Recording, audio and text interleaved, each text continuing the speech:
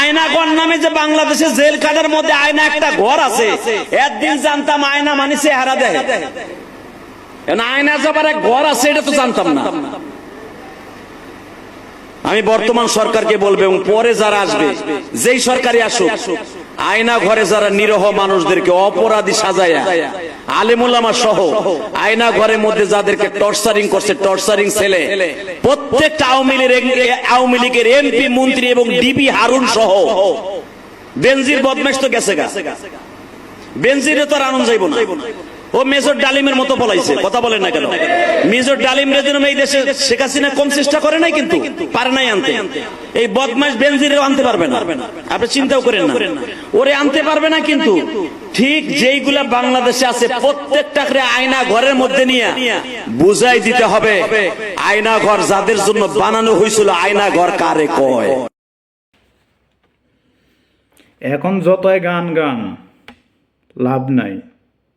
আপনিও কিন্তু শেখ হাসিনার দালাল ছিলেন, এটাই কিন্তু আমরা ভালোই জানি। এবং কি দালালি আপনি করছেন এই বাংলাদেশে বৈশা থেকে। এখন শেখ হাসিনার পিছনে কথা বলেন কেন? আপনি ৩-৪ বার ওয়াজে বলছেন যে মাননীয় প্রধানমন্ত্রী শেখ হাসিনার মেয়ের জামাই আপনি মানুষকে ২-৩ বার হুমকি দিছেন স্টেজে বৈশা ওয়াজের মাধ্যমে।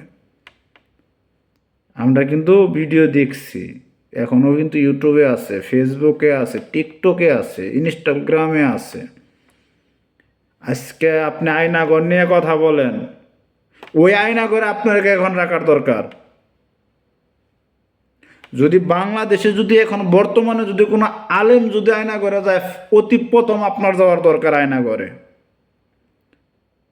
আবার এখানে কিছু মানুষ আবার বলবে কে সে যাবে কেন? অবশ্যই সে যাওয়ার যোগ্য। এখন শেখ হাসিনার পাঁচ আড়াক ছিল সে, আরো একটা আছে বাংলাদেশে, আরো একটা না আরো 3টা আছে আলেম, এটিও আসবে আস্তে আস্তে সামনে আসবে। আপনাদের বাংলাদেশ নিয়ে কথা বলার অধিকার আপনাদের নাই, আপনারা দালালি করার অধিকার আছে। আপনি স্টেজে বসেও আপনি বলছেন জয় বাংলা, জয় আমার শাশুড়ি। আপনি প্রধানমন্ত্রীর মেয়ের জামাই, তো বাংলাদেশ আয়না ঘর বানাইছিল, আপনার শাশুড়ি আপনারা বলে নাই?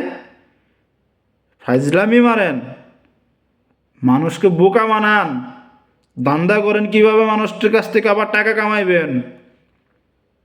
এইগুলো বক্তাদের আমি বলতে চাই, আপনারা কোনো জায়গাত কোনো অনুষ্ঠানে তাদের কোনো দাওয়াত দিবেন না। এইগুলো দালাল, এই দালালগুলোরে আপনারা চিনা রাখবেন।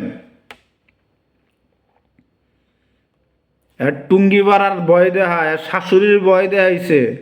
আপনার শাশুড়ি আপনার ইন্ডিয়া চলে যান, ইন্ডিয়াতে আপনি এখন ওয়াজ করবেন। আপনি বাংলাদেশে ওয়াজ করার মতো আপনার যোগ্য নাই, যোগ্য হারাই হালাইছেন আপনি। আপনার শাশুড়ির সাথে এখন ইন্ডিয়া চলে যান, আপনার শাশুড়িও একা, আপনার বউরে নিয়ে যান, আপনার শাশুড়িটাকে খেজমত করেন, যাইয়া ইন্ডিয়া যায় খেজমত করেন, সে জায়গাতে ওয়াজ করেন, সে জায়গাতে দালালি করেন। বাংলার জনগণ কিন্তু বলে না কোনো কিছু। বাংলাদেশের মানুষ মূর্খ থাকতে পারে, অশিক্ষিত থাকতে পারে, তাদের মাথার মধ্যে যে ব্রেনটা আছে, জ্ঞান আছে, একবার যদি মাথায় ঢুকায় মরার আগ পর্যন্ত সেটাই কিন্তু বলে না। যুগে যুগে পোল্ট্রি মারেন আর পাবলিককে বোকা বানান। ভালো হয়ে যান, সময় আছে, ভালো হয়ে যান, দালালি ছাইরা দেন, পাবলিকের জুতা বাড়ি খাইবেন। ওয়ালিটি তো এক আলেম, এটা তো বলা যায় না আলেম, তার মতো বলি, যাই হোক, ওনাকে তো একের পর 2-3 বার স্টেজে জুতা বাড়ি করছে। আপনারও পড়বে, মনে রাখেন, সময় অপেক্ষা করেন।